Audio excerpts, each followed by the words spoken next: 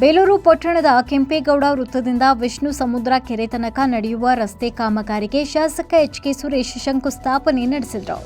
ಸರ್ಕಾರ ಬೇಲೂರು ಕ್ಷೇತ್ರಕ್ಕೆ ಅನುದಾನ ನೀಡಲು ಮೀನಾಮೇಷ ಎಣಿಸ್ತಾ ಇದೆ.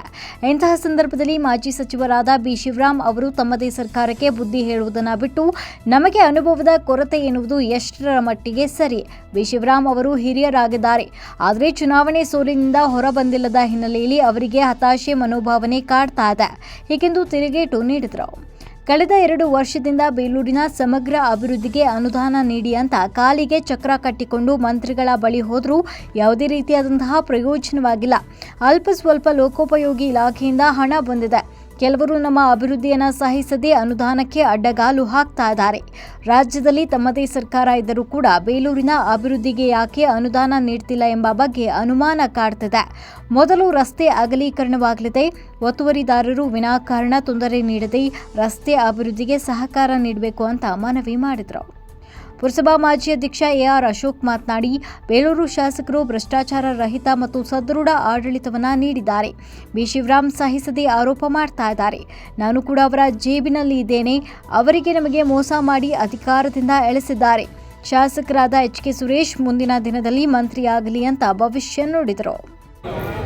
ಆದರೆ ಇವತ್ತು ಪ್ರಪ್ರಥಮವಾಗಿ ಕೆಂಪೇಗೌಡ ವೃತ್ತದಿಂದ ವಿಷ್ಣಮ್ಮನ ಕೆರೆವರೆಗೂ ಏನು ನಗರ ವ್ಯಾಪ್ತಿ ಬರ್ತಕ್ಕಂಥದ್ದಿದೆ, ನಗರ ವ್ಯಾಪ್ತಿಗೆ ಸುಮಾರು 3 ಕೋಟಿ ಅನುದಾನವನ್ನು ಲೋಕೋಪಯೋಗಿ ಇಲಾಖೆಯಿಂದ, ಯಾರೂ ಸಹ ಅದನ್ನು ತಪ್ಪರ್ಥ ತಿಳ್ಕೊಳ್ಳೋದು ಬೇಡ, ಪುರಸಭೆ ಅನುದಾನ ಅಲ್ಲ, ಇದು ಲೋಕೋಪಯೋಗಿಯ ಅನುದಾನ.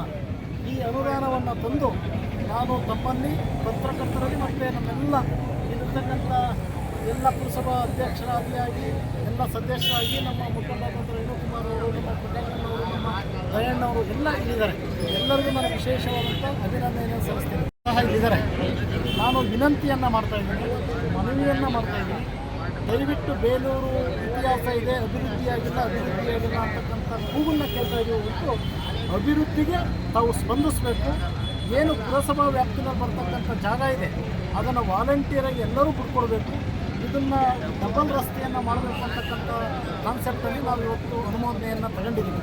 ಆಮೇಲೆ ಅನುಮೋದನೆ ಬರೀ ಇದಕ್ಕೆ ಹೋಗಲಿ ಅಂತಕ್ಕಂಥದ್ದಲ್ಲ, ಈಗಾಗಲೇ ಕಾಮಗಾರಿಯನ್ನು ಇವತ್ತಿನಿಂದಲೇ ಪ್ರಾರಂಭವನ್ನು ಸಹ ಮಾಡ್ತಕ್ಕಂಥದ್ದು ಟೆಂಡರ್ ಪ್ರಕ್ರಿಯೆ ಎಲ್ಲರೂ ಸಹ ಸಂಪೂರ್ಣವಾಗಿದೆ, ಮಾಡ್ತಾರೆ. ನಾನು ತಮ್ಮ ಮೂಲಕ ವಿನಂತಿಯನ್ನು ಮಾಡ್ತಿರ್ತಕ್ಕಂಥದ್ದು ಬೇಲೂರಿನ ಸಮಸ್ತ ಜನತೆಯಲ್ಲಿ ಯಾವುದೇ ಥರದ ಸಣ್ಣ ಪುಟ್ಟ ಅಡೆತಡೆಗೆ ಅವಕಾಶ ಕೊಡದಲ್ಲೇ ಈ ಕೆಲಸ ಆಗಲಿಕ್ಕೆ ತಾವು ಅನುಮತಿಯನ್ನು ಮಾಡಿಕೊಡಬೇಕು. ಹಾಗಾಗಿ ಬೇಲೂರಿನ ಇತಿಹಾಸವನ್ನು ರಾಜ್ಯಕ್ಕೆ, ದೇಶಕ್ಕೆ ತಿಳಿಸ್ಕೊಡ್ತಕ್ಕಂಥ ಕೆಲಸ ತಮ್ಮ ಮೂಲಕ ಆಗಬೇಕು ಅಂತಕ್ಕಂಥ ಎಲ್ಲ ಏನು ಬಾಜುದಾರರು. ವರದಿ ಗಣೇಶ್, ಬೇಲೂರು. ಮೆಂಡು ನ್ಯೂಸ್ ನೆಟ್ವರ್ಕ್, ಸತ್ಯದ ಕನ್ನಡಿ.